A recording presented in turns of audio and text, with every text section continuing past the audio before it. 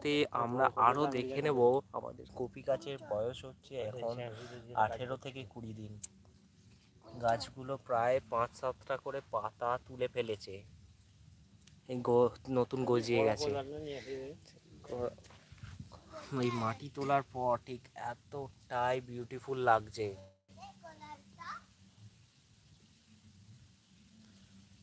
তার সাথে সাথে আমরা দেখে নেব মাটিটা ঠিক কিভাবে তুলছে, লক্ষ্য করো একবার।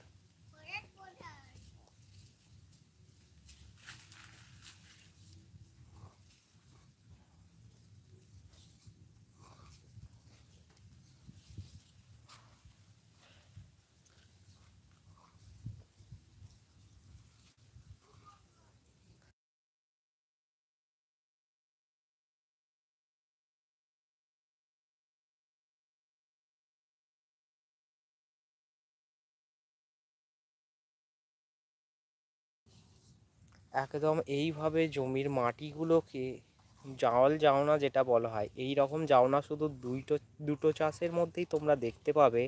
এক হচ্ছে আলু চাষের, দ্বিতীয় হচ্ছে কপি চাষের। আর অন্য কোনো চাষে এই রকম কোদালের ব্যবহার আশা করি তোমরা দেখোনি। কোদালটা বাপি একবার দেখিয়ে দাও তো, এই কোদালটার নাম কি বলে বা কি বলে একটু বলে দাও।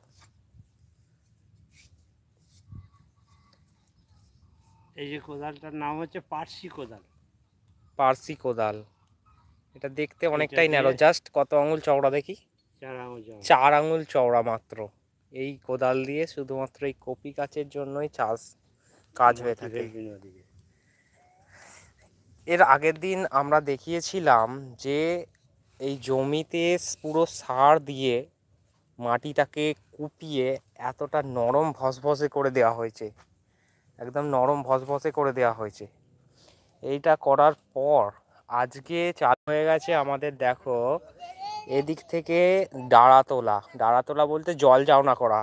এটা এতটাই সরু ন্যালা, মানে কানেলের মতো। এখান দিয়ে জলটা যাবে সুসুর করে, প্রত্যেকটা লাইনে অটোমেটিক ঢুকতে থাকবে জলগুলো।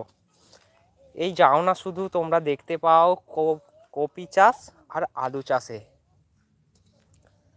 তারপরে এইটা যে বাপি এখন বানাচ্ছে, এটা হচ্ছে মেন জলের জাওনা, মানে যেখান থেকে জল আমাদের ছোট ছোট দমকল আছে, দমকল পুকুর থেকে জল নেওয়া। হ্যাঁ, পাম্প মেশিন বা দমকল বলা হয় যেটা, সেই মেশিন আছে যেটা। ওই ছোট্ট বাচ্চা সরে যা, লেগে যাবে তো।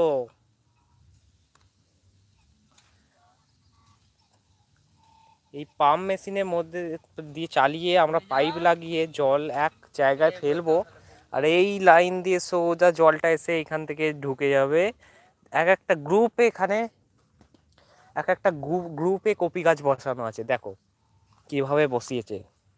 এটা মেন জলের জাওনা, তার সাথে সাথে এক লাইন ঠিক ওই পর্যন্ত, মোটামুটি 10 থেকে 12 হাত লম্বা এই এক একটা জলের জায়গা আছে, ক্যানেল আছে।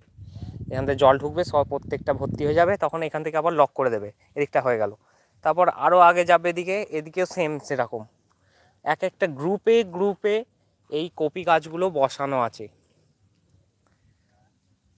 তো সেই প্রস্তুতি চলছে যে গ্রুপটাতে আমি এক জায়গায় জল ফেলবো, প্রত্যেকটা জায়গা সম পরিমাণ সমযোগ্যতায় জলটা পাবে। কপি গাছগুলো একদম ছোট, তাই জন্য গাছের মাটিতে দিলেই একটু চাপাচুপি হয়ে যাচ্ছে, কিন্তু এটা কোনো অসুবিধা নেই। গাছগুলো আজকালের মধ্যেই আবার স্ট্রং হয়ে যাবে। এটা প্রধান যাও না চওড়া করে দিতে। ও বাচ্চা ছেলে এদিকে এসো, কি বলছে দেখো। প্রধান যাও না চওড়া রাখতে হবে জল বেশি আসার জন্য।